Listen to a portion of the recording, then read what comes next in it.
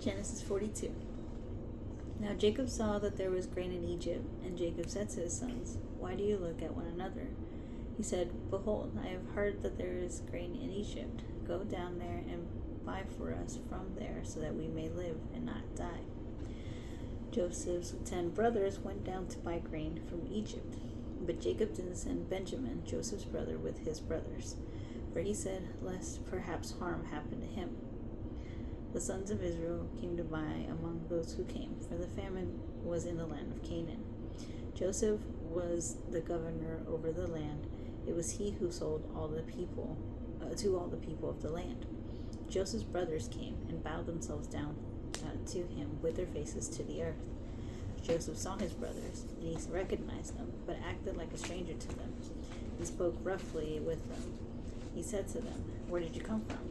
They said, "From the land of Canaan to buy food." Joseph recognized his brothers, but they didn't recognize him.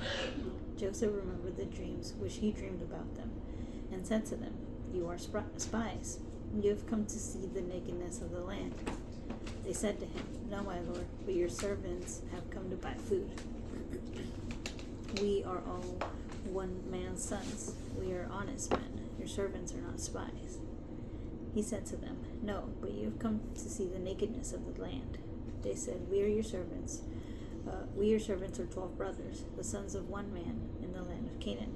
And behold, the youngest is this day with our father, and one is no more." Joseph said to them, "It is like I told you, saying, You are spies. By this you shall be tested. By the life of Pharaoh you shall not go out from here unless your youngest brother comes here.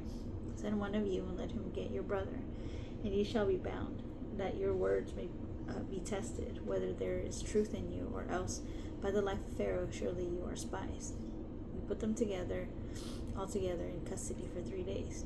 Joseph said to them on the 3rd day, "Do this and live, for I fear God. If you are honest men, then let one of your brothers be bound in your prison, but you go, carry grain for the famine of your houses. Bring your youngest brother to me, so will your words be verified, and you won't die." They did so. They said one to another, "We are certainly guilty concerning our brother, in that we saw the anguish of his soul when he begged us, and we wouldn't listen. Therefore this distress has come upon us."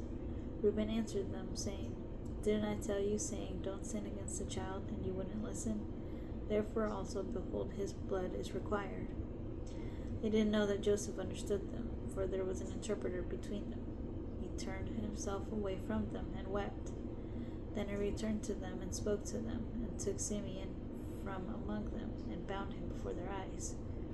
Then Joseph gave a command to fill their bags with grain, and to restore each man's money into his sack, and to give them food for their way. So it was done. They loaded their donkeys with their grain, and departed from there. As one of them opened his sack to give his donkey food in the lodging place, he saw his money. Behold, it was in the mouth of his sack. He said to his brothers, "My money is restored. Behold, it is in my sack." Their hearts failed them, and they turned trembling one to another, saying, "What is this that God has done to us?" They came to Jacob their father to the land of Canaan, and told him all that had happened to them, saying, The Lord of the land, spoke roughly with us, and took us for spies of the country. We said to him, We are honest men, we are no spies. We are 12 brothers, sons of our father. One is no more, and the youngest is this day with our father in the land of Canaan.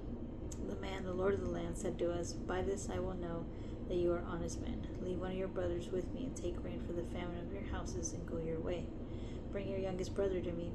Then I will know that you are not spies, but that you are honest men. So I will deliver your brother to you, and you shall trade in the land."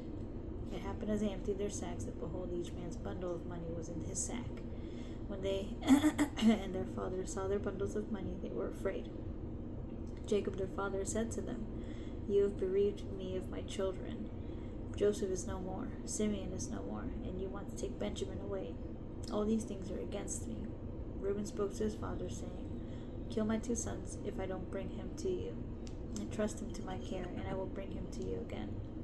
He said, "My son shall not go down with you, for his brother is dead, and he only is left. harm happens to him along the way in which you go, then you will bring down my gray hairs with sorrow to Sheol.